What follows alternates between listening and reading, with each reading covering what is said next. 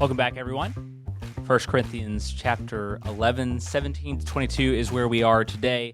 Haven't said this in a while because our head covering section went so long, basically every episode, but at the end of 1 Corinthians, at the end of every book, we have a question and response episode. You can send emails to 15bigideapodcast@gmail.com. That's 15 at bigideapodcast@gmail.com. That'll give us all a chance to review those things. I love to do that. Just as I kind of sit and think through, there's things that I know I'm being more and less clear and trying to do it in time frame, but really try to let the time take as long as it does in that case, and excited to share those things with you, and hope that you can enjoy that and do all things there for the glory of God. So today we're looking at 1 Corinthians chapter 11, verse 17 to 22. 1 Corinthians 11, 17 to 22.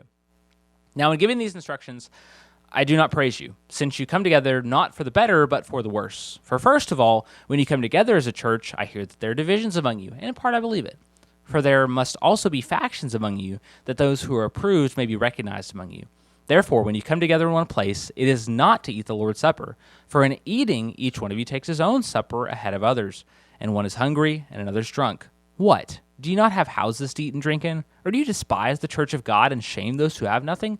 What shall I say to you? Shall I praise you in this? I do not praise you. Today we're coming to Paul's section on communion and the Corinthian abuse and misuse of this memorial. This is the most significant body of teaching on the topic in the New Testament, on the purpose and mechanics of this meal.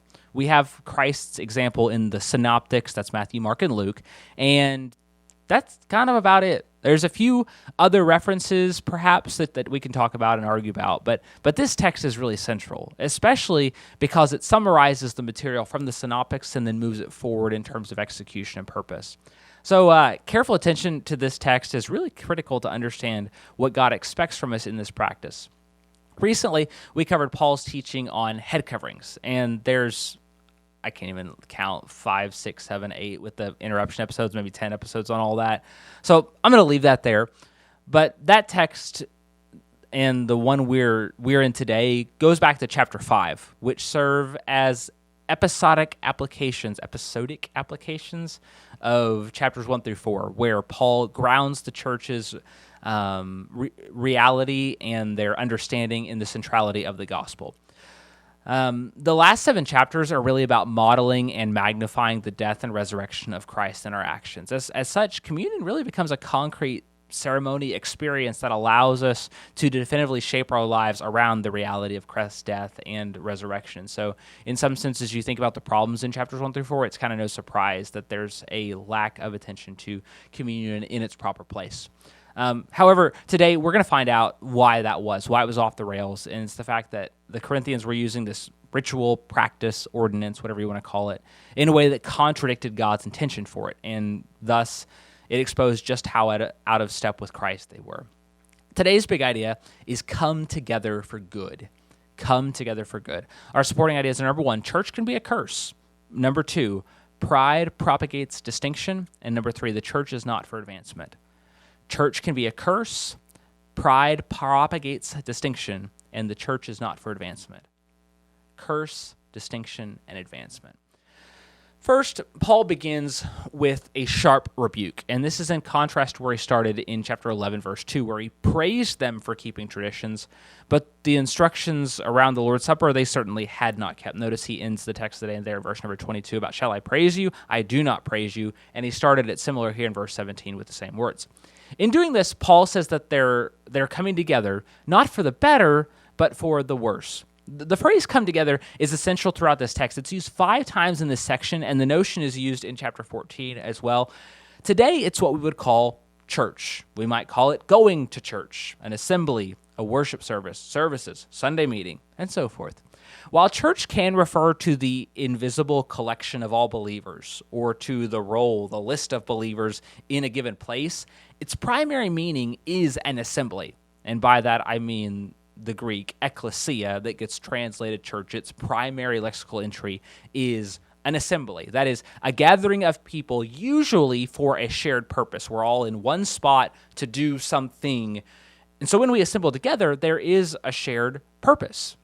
There's something we're working towards. Hebrews chapter 10 summarizes that as exhorting one another to love and good works. That's kind of the metric whereby we measure our effectiveness in assembling. Paul says that when the Corinthians come together, they don't come together for the better, but they come together for the worse. As we'll see in a moment, the things they were doing weren't leading to more love, to more good works, and general faithfulness to Christ. Quite the opposite, in fact.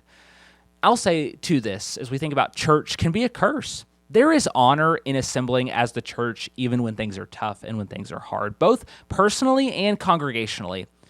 However, merely assembling does not fulfill the will of Christ. And I want to just say that. Just assembling does not fulfill the will of Christ. Checking a box is not there. We've got to bring more, and we've got to do more. We've got to accomplish more.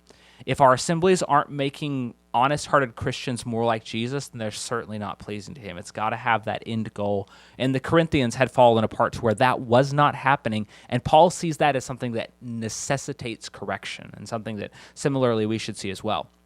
Next, we read that the first person, the first people were made worse. The first reason people were made worse. There you go. Paul has heard word of divisions when they come together. And he's like, that doesn't surprise me. And that is like maybe the funniest thing I have ever heard in this text. Because where do you have to be as a church for the founder to be like, hey, I heard you guys are divided? Sounds about right. I just think that's so funny that he's not even surprised. And to be clear, I don't think this is actually some pessimism that Paul has about the Corinthians themselves. It's not like Paul's like, I know Leonidas and Lucius are real rascals, and so no wonder the church is divided with people like that. I really think he's actually making a comment about the division coming from the nature of pride. Recall, this church has rallied around various teachers. They've abandoned the gospel to rally around them. Paul uses himself, Apollos, and Peter as examples if they're not rallying around them specifically. And when that happens, along with most situations of this nature, people don't draw lines and distinguish themselves because they have a genuine-hearted disagreement about Scripture, and they want to just see who's on what side because they just want the truth to be known. Instead, many times, the source of this is a desire for personal acclaim, to try and win, to electioneer, to lobby, and all that sort of stuff. And that starts with a heart that wants to be important or the best. And when that happens, when we have a heart of pride that wants to be the best, we look for ways to distinguish.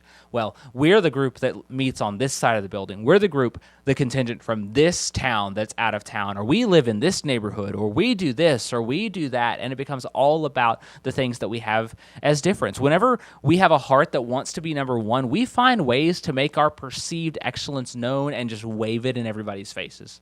Instead of that, we shouldn't be doing that, because this heart of pride, it can't sit back and think, I am a cog in a machine on equal standing with everyone else. We might say one cell in a body that contributes to the whole. Instead of looking at things, and this is important, instead of looking at things we have in common and finding unity in them, a heart of pride looks for where we have differences and tries to expose them. Instead of looking for the things we have in common and finding unity, it looks for the differences so we can expose them, so we can look better and use that to leverage our own pride. In this, Paul says that doing that, when they do that, it means that what they come together to eat is not the Lord's Supper, because they're looking to expose differences in order to show superiority. And that manifests in the way they're partaking of communion. And the act is so twisted that it perverts what's going on to where you can't even call it the Lord's Supper anymore. It's just not the Lord's Supper anymore because it's something completely different, and it's so corrupted in what they've done to it. Finally, Paul describes this corruption of the Lord's Supper. What is it that's so corrupt there? He says that when you come together, every person brings their own. So instead of this being something we all bring together and we share together, where as a church we combine resources so that we can mutually participate, instead of that, everybody brings their own and then just proceeds at their own pace. And in this case, one's hungry and one's drunk. And there's several problems here. I'm not quite sure how many. I think I've got at least 4 that we need to look at. First, people are drunk. And I know there's a lot of things going on here, but I think I just kind of looked over that one. He's saying people are drunk. And I don't think it could be facetious, but I don't necessarily think so. He's already condemned drunkenness as a discipline-worthy offense in chapter 5, and he says that people who do that won't inherit the kingdom of God in chapter 6. Okay, so that's a problem. If someone's actually getting to the level of inebriation, it's like no wonder this isn't the Lord's Supper anymore. You've got people who are drunk and they can't even stand up straight. Second, there's no unity in what they're doing. Everyone gets on their own little island and perhaps with their family, and instead of bringing us all together, we've got isolated picnics going on in this location where we're at. Third, the fact that one goes hungry indicates there's a disparity between the haves and the have-nots, the rich and the poor. If you're bringing your own, then you just bring enough so that you're not hungry, right? It's like, okay, we're doing this thing, everybody's bringing their own. It means you're going to bring enough to where you're not hungry, which means that if they are hungry, they probably didn't have another option there. And so this speaks to this as well. Further, the fact that each one takes his own supper first, coupled with the later call to wait for one another, speaks to this too. It's my understanding historically that those who were delayed were the poor who couldn't take the day off as a social day, and so they had to work all day, and they would arrive later in the evening and take the Lord's Supper there together. More obviously, he says that in doing so, they shame those who have nothing. So there's certainly something going on with their lack of love for the poor and the way that they're exposing differences in superiority along socioeconomic lines. Fourth, and finally, there's this issue that there seems to be this blurring of the Lord's Supper with a common meal, which we'll talk about more. Paul chastises them that they have homes to eat and drink in. Historically, it appears that the church met in homes, so he's not talking about a geographical location. Rather, he's talking about the setting. We'll talk about that more, I think, in the final episode, maybe verses 33 and 34. But he's talking about setting as opposed to coming together. In this technical sense, you've got home, and then you've got coming together in these two different settings with two different rules and two appropriate ways of behaving that are not necessarily appropriate in the other. That is, there's a setting to eat with a family and friends, and this isn't it. This meal, and in doing that way, is distinct from dinner parties in a very serious and sober way. So with that, we've entered this discussion of the Lord's Supper and its purpose. The Lord's Supper is about unity. It's about oneness. It's about that together we all make our claim to salvation at the cross of Jesus Christ, good, bad, rich, poor, everyone together. And that assembling more generally is coming together for the better and to make everyone else better and not worse. And that I can't get better if I'm making everyone else worse. If we come together with superiority or a carnal-hearted division, we're going to corrupt the worship services for our part because a carnal heart hates that sort of thing. We're going to make it about our glory and about our advancement. And it's impossible to do that without treading on the souls of people, whether it be in the Lord's Supper or any other component of our gathering, especially the most vulnerable in our community. We come together for spiritual strength, not to check a box, and so we've got to give attention to the components of our worship, but also to the heart behind it, lest we pervert it in a way that's unrecognizable. The gospel of Christ and the emptying of Christ should turn our hearts to those who are vulnerable and those who are in need and those who are without strength that need encouragement. But a heart of pride is instead going to use them as fodder for our own self-importance and self-advancement. So for some questions here. Back to consistent questions. Missed this section of our text as we were going through 1 Corinthians 11. Do you view the church as a coming together for others? Do you see yourself as someone to bless other people? Do you seek to help, aid, encourage, strengthen, and support your fellow Christians, or are you just there for what you can get out of it? Even if that's spiritual, are you self-focused or others-focused? Do you ever participate in worship or a particular act of worship to make yourself look better than others? Do you ever jockey for position to get the chance to serve or to lead in these ways? Do you come with a heart for those who are vulnerable in your body, or is it about advancing yourself? Do you use the Lord's Supper for its proper purpose, which we'll go on to talk about? Do you use your coming together as a body for its proper purpose? Is your church coming together for the better or for the worse? Whatever the answer is, what role do you play in that? If your church didn't have you, would they be better or would they be worse?